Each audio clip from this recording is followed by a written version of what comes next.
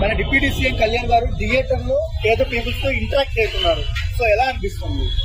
చాలా మంచిది. యాక్చువల్లీ మనం సినిమాల్లోనే చూస్తాం ఇవన్నీ, కానీ రియల్ లైఫ్ లో చేస్తున్నందుకు చాలా మంచోడు యాక్చువల్లీ. అండ్ మన కొడుక్కి మొన్న రీసెంట్ గా అయిన తర్వాత కూడా మాట ఇచ్చిందని చెప్పి ఇంటరాక్ట్ అయ్యే వెళ్ళిండు. తర్వాత ఫస్ట్ జనాలు, తర్వాత ఫ్యామిలీ అనే అయిపోతాము.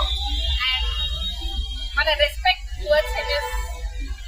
సో మన దగ్గర 1000 ఉంటేనే 100 రూపాయలు దానం చేయడానికి 100 సార్లు ఆలోచిస్తాం. కోట్ల రూపాయలు దానం చేస్తున్నాడు. ఎలా? మొన్న మురళీ కృష్ణ కూడా 25 lakhs ఇచ్చిండు. I owe him actually. I love him. Have respect. కాదు మేడం, అంటే థియేటర్ లో ఇంటరాక్ట్ అయ్యి సమస్యలు చెప్పండి సాల్వ్ చేస్తా అనేది మేబీ ఎప్పుడు చూడలేదు మనం వీడియో కాల్ రూపంలో. సో ఎలా అనిపిస్తుంది?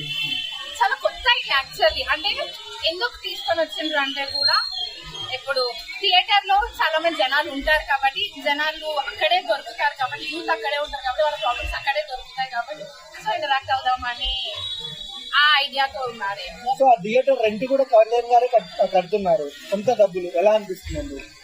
బికాస్ అది ఆయన ఐడియా కాబట్టి, ఆయన ఇనిషియేటివ్ తీసుకున్నాడు కాబట్టి, ఆయన ఇట్స్ మై రెస్పాన్సిబిలిటీ అంటే ముందుకు వచ్చిండు. రాబోయే రోజుల్లో సీఎం పక్కా అవుతాడా కళ్యాణ్ గారు? పక్కా అవుతాడు. ఎందుకవ్వడు? సో మీరు మహేష్ బాబు ఫ్యాన్ కదా? సో మహేష్ బాబు ఫ్యాన్ అయ్యింది, మీకు ఎందుకు కళ్యాణ్ గారు అంటే ఇంత ఇష్టం? ఎందుకు? రెస్పెక్ట్, ఇష్టం.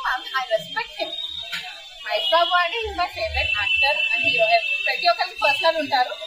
My personal is Mahesh Babu. I respect Pavan Kalyan for his activities. So overall గా అదర్ రాజకీయ నాయకులు కళ్యాణ్ గారికి డిఫరెన్స్ ఏంటి? ఏమో వాళ్ళు సెల్ఫ్ వాళ్ళు చూసుకుంటారు. బట్ ఈయన ఫస్ట్ జనాలు, దాని తర్వాతనే ఫ్యామిలీ అందరినీ చూసుకుంటారు. I respect.